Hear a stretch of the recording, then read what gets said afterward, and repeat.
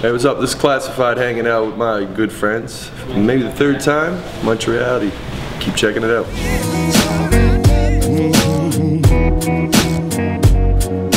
Inner ninja is it's that inner strength. I think everybody in life, whether you're old, young, where you come from, we have battles, different battles, obstacles in life that we gotta push through and get through. So inner ninja is about finding that inner strength, pushing through all the daily bullshit that you usually have a hard time pushing through. David Miles, the guy that I worked on the song with, he sang on it, he played guitar on it. We did a lot of work together before, so he came out to the studio and we were just playing around with different ideas, and he played that guitar riff and just sang the first line, I had bad habits, but I dropped them. And from that, it just kind of caught me, and then we started coming up with the idea with the whole inner ninja. Hey, excuse me, sir, could you please shut up? Excuse me. Mike Boyd, my brother, always trying to get on camera and be loud in the background. We came up with the idea with the whole inner ninja thing, and it was just a cool, different type of song for me. So that's why I wanted to drop for the first single. It was the first one that went to radio. It just has a different, fresh sound to it, but still has some good substance to it. So yeah, Artsy just sent me a line. He's like, look, you and Dave are master ninjas. You're teaching kids to be ninjas. That's the video idea. So it was fun. I was always a big martial arts kid growing up. I was always into karate and martial arts and ninjutsu and all that stuff. So it was cool to dress up like that, have the kids out. Kids were killing it. They stayed out for like 16 hours of the day and shot that with us. So yeah, really happy I came out. Something fresh and new, and just even naming the album, like just usually when I'm done an album I'll go through and kind of find something that kind of links all the songs together. But there was just no saying or no word that I kept trying to come up with that would describe what I felt the album was. I just felt like every song kind of had its own identity, its own spot, and just with the whole moving to Universal, you know, when kids are growing up a little bit, they're talking now, so I'm just having different values in life. It just almost felt like a fresh new start. So it was just like, you know what I mean, I'm not going to try to name this album, let's just have no name, and it's about the music and the songs that are on it. This guy from Halifax, Matt McKay, we had another guy working on this stuff who does a lot of my artwork, and it was the same with the album title. We kept bouncing ideas back and forth, but just nothing was sticking with me. And we had, this was Sunday night, I remember we were going through the album covers trying to figure out which one we liked. I just didn't love one. And my DJ IV knew this guy in Halifax, Matt McKay, who did some cool stuff. So I hit him up Monday morning and told him, like, I got 18 hours to pass this album cover. If you got any idea, send it over. And by like Monday night, he had the cover all done up, sent it over. So it was a lot of luck, and my man Matt McKay who came up with it. So him and DJ IV. I toured with Kuniva when I toured with D12 there a couple years ago. He's always been cool. He's a hip hop head. Like, you can tell this guy loves hip hop. I produced a couple tracks for him on his mixtape he put out. And then with Raekwon, I met him at King of the Dot last year, and he knew my shit, which was surprising to me, you know what I mean? I grew up on Wu-Tang and stuff. So I had the beat, I reached out to Raekwon, I sent him 3 or 4 different beats, and the one that I wanted to use, he was really feeling it, so he sent over his verse, I did my verse, the chorus, and then I wanted to have someone else on it.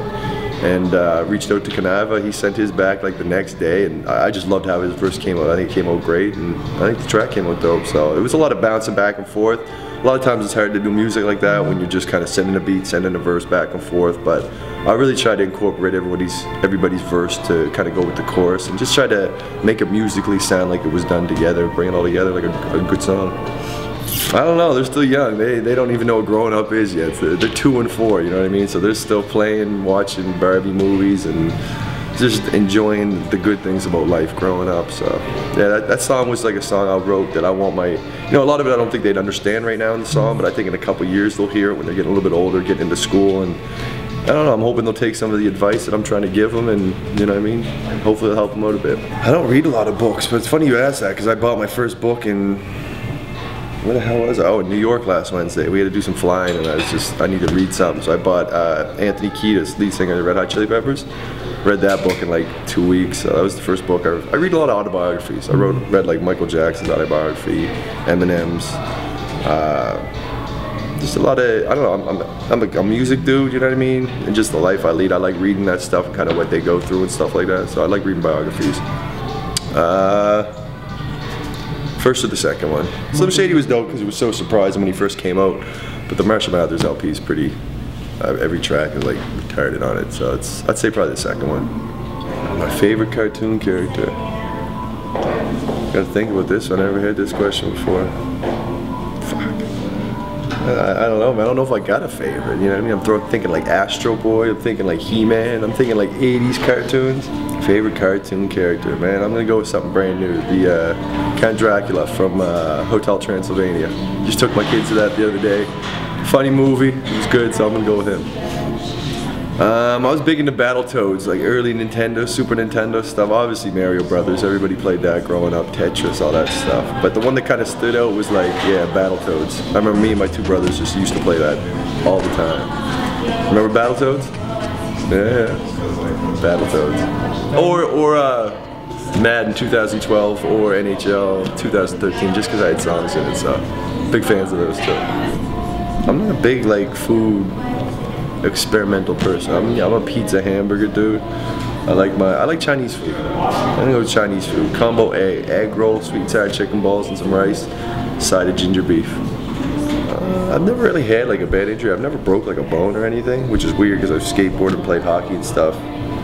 I got a cut on the back of my head, probably that. I got a cut back here that I remember when I was like 3 years old. I was on one of those big wheels. Remember those growing up? I was going down the hill backwards and I flipped off, smashed my head on a rock, and my head was just bleeding everywhere. And that was like when I was 2 years old, and I still got a scar from that. So that's the big one. I just remember my head bleeding everywhere, walking down the street looking for my mom. So it's memorable.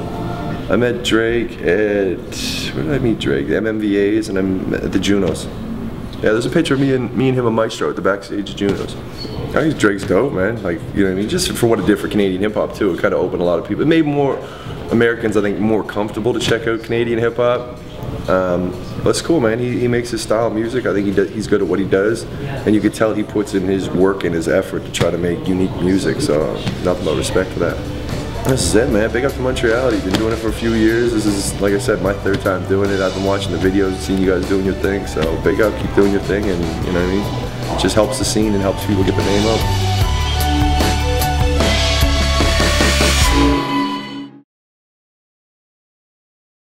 I remember we were in Nelson, this small club, and I went and used the bathroom before we went on. This kid walked in, and he was just like, saw me pissing there, and he's just like, what the fuck? Yeah. Passes out, cracks his head off the urinal, blood just everywhere and shit. And this is just a young kid, like a 14-year-old kid, so I'm kind of laughing because I'm like, the kid just passed out, but then I'm like, okay, he's bleeding everywhere, this is serious, I gotta get the kid some help type shit, so.